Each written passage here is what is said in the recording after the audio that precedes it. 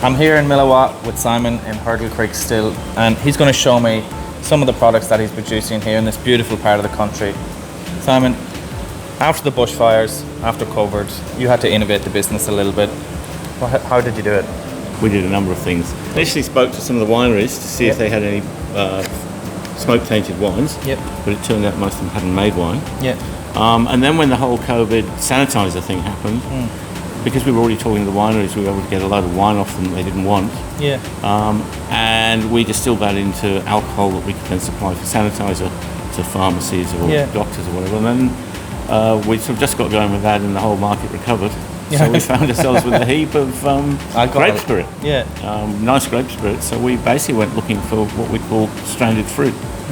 So we found some yuzu, mountain yuzu up the valley, and made something a bit like a limoncello with it. And that walked out the door very quickly. Not bad. We've also made a cherry liqueur, very much in the style of a European sort of cherry brandy or cherry liqueur. And we are just about to release our persimmon and yuzu gin. Beautiful. Which again was made with persimmons that would otherwise have gone to restaurants or farmers markets and things. So. That's excellent. And your wife Wendy was saying just before that with the store being closed that you concentrated more so on the gift packs and the gift bottles. Well, it gave us an opportunity to sort of develop our range, and we'd been thinking for some time about doing miniatures and maybe a pack of miniatures, and so during COVID we actually got together and launched it. That's excellent. And I happen to have a pack here for you. Excellent. So what do we have? What's in the pack? Okay, well this particular one has our sort of core range. So we have our Yardarm gin, which is a fairly fruity UK style dry gin. Our aniseed gin. Oh, excellent. Very similar gin, but with a distinct aniseed. Our Navy strength, so overproof, powder monkey. And that's made with 100% Australian grown ingredients, including juniper from an organic farm just up the valley. Up the road. Our take on barrel aging gin, and we've actually been cheeky enough, if you like, to make a Dutch style Jenever. Actually call it that. So this gin is about a third of it is made the old-fashioned way, more like a whiskey. Barrel aged for a while and then blended back with gin.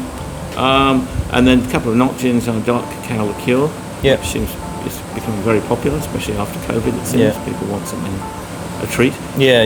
And pasties, French style aniseed in the style of sort of Pernod Ricard, those sort of things.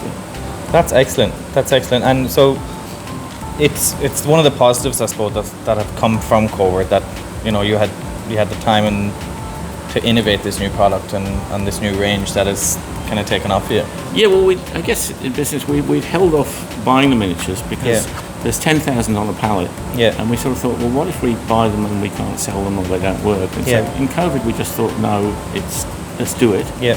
I think we probably launched them in the middle of the winter sometime. We've just ordered the second pallet because they're just walking out the door when we have them, and people love them. That's brilliant. That's brilliant. Simon, tell me what's happening here with this still. Well, this is our still. It's a column still.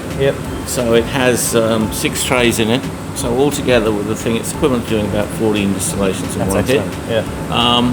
As I told you yesterday, we make our own base alcohol. We make it from grain. So right behind me we have the mash tun. It's what you'll usually see in a whiskey distillery or a brewery. That's where grain goes with hot water. We get the starch out of that, convert it to sugar.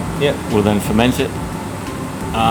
And then we will put it through the still twice. First time we're just boiling it up and stripping out the alcohol. And the second time, which is what we've got going on here, the alcohol was already reasonably clean in there. It's gone in, it's boiling. It's going up the column. Most of it is dripping back down, so it's mixing constantly with vapour coming up and condensed alcohol coming down. That really cleans it up. So it's coming off the top of the still at around about 95%.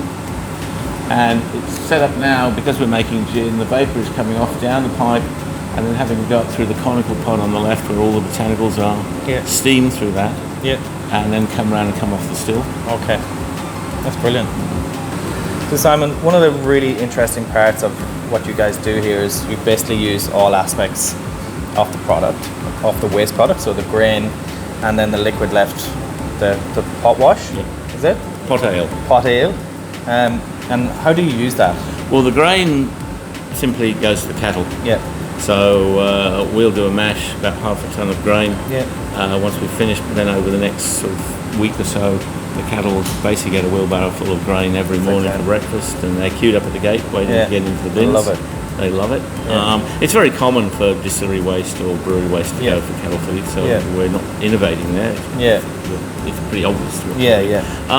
The other thing is when we've boiled up the wash and extracted the alcohol, that we end up with what they call pot ale, which is effectively the wash or the beer with all the alcohol taken out. It's full of lots of nutrients. It's got yeast in it, all sorts of things like that. So we collect that, we'll water it right down, and then we use it to fertilise the paddocks. That's excellent. That's excellent, because it's just that old-fashioned way of just using everything in a product, so there's no waste. Yeah, and what we've got is from grain, so it's been grown in the soil, so we're putting it back in the soil. That's perfect. This is lemon myrtle. Oh, yeah. Yeah. And obviously a very intense lemon flavour, very popular. Yeah. This one here isn't so well known. This is cinnamon myrtle. Okay. So it comes from, I think, the New South Wales south coast area. Very.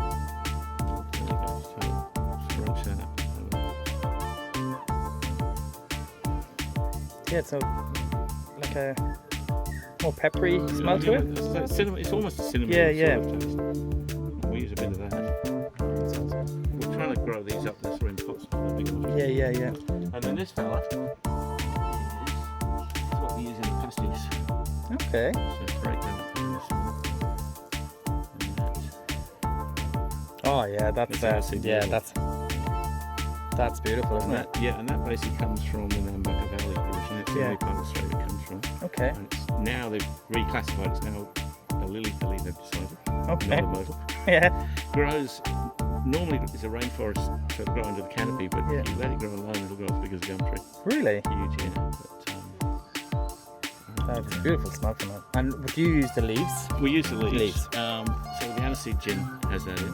Yeah. And the aniseed has every aniseed known to man and the leaves. Fennel anise, licorice, star anise. Yeah. And that.